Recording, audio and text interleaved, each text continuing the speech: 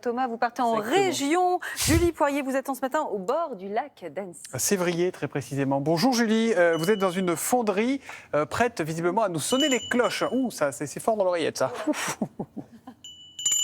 Oui, ça fait mal à l'oreille, ça Thomas, vous l'avez dit, effectivement. On est dans une maison familiale qui, tenez-vous bien, existe depuis 226 ans. Alors nous, ce matin, là, on vous montre d'abord les petites cloches, parce que ça, c'est les petites cloches qui sont fabriquées essentiellement pour les particuliers, mais il y a aussi des très très grosses cloches. Tenez-vous bien, la plus grosse cloche qui est sortie de cet atelier, c'est en 1999. Et elle pesait 33 tonnes. Alors celle-ci, elle est partie aux États-Unis.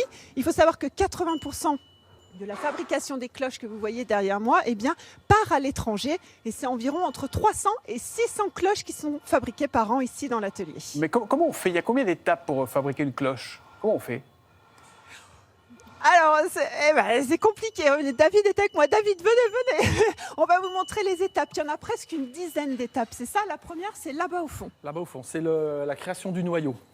Donc ça, c'est le vide en fait. C'est ce qui compte. Ça vide, sera le creux, vide. c'est l'intérieur de la cloche. D'accord. Après, une fois qu'on a ça, Ensuite, tac. il y a les décorations qu'on met sur un mètre modèle.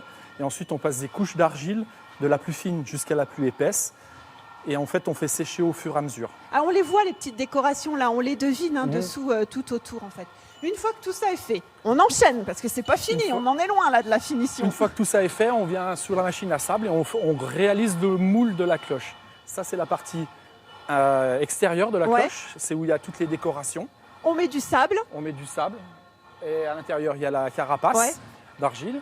Et ça, c'est la partie intérieure de la cloche, le noyau. D'accord, ok. Voilà. Et alors après, c'est là où il va y avoir le spectacle. Venez, on vous emmène, Thomas et Julia. Regardez, c'est le moment de la fusion. Là, c'est une petite cloche là, ce matin qu'on coule. Là, c'est des petites cloches de la gamme Campanuna miniature. Et là, alors, c'est une 127, une combien diamètre 127. Combien de degrés là? On est à 1190. Et là, en quelques secondes, tac, ça y est, ça se forme. Oui. Il faut combien de temps pour enlever le moule après?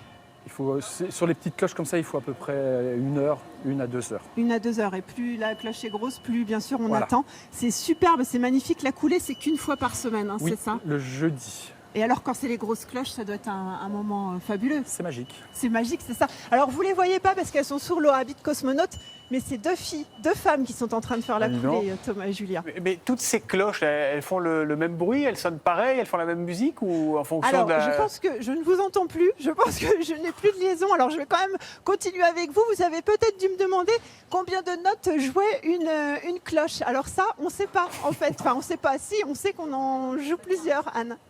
La cloche, en fait, donne plusieurs sons simultanément qui forment ce qu'on appelle la note au cou. Et au total, il y a 5 notes vraiment parfaitement audibles à l'oreille. Et il va falloir, pour avoir vraiment un son musical, il va falloir accorder chacune de ces 5 notes. C'est le travail de Lucas, là, qui est en train d'accorder une cloche pour le Danemark. Eh ben, c'est ce qu'on est en train de voir ici. Lucas est là. Oh là là, elles sont belles, ces cloches. On va essayer d'avancer très rapidement pour vous montrer. Là, c'est la cloche qui part au Danemark. Anne, allez-y, Lucas, je vous en prie. On est à... combien vous m'avez dit? Alors, le Danemark, c'est le pays le plus exigeant au monde. Il exige que les cloches qui sont importées sur son territoire soient accordées à plus ou moins 5 centièmes de demi-ton. C'est pour ça que la fonderie Paccard, c'est le Stradivarius de la cloche. Ben voilà, vous avez tout dit. Regardez, on va vous quitter sur ces sons, en tout cas de cloches qui vont rejoindre les églises et les carillons, Thomas et Julia. C'est presque magique, en fait, de les entendre sonner.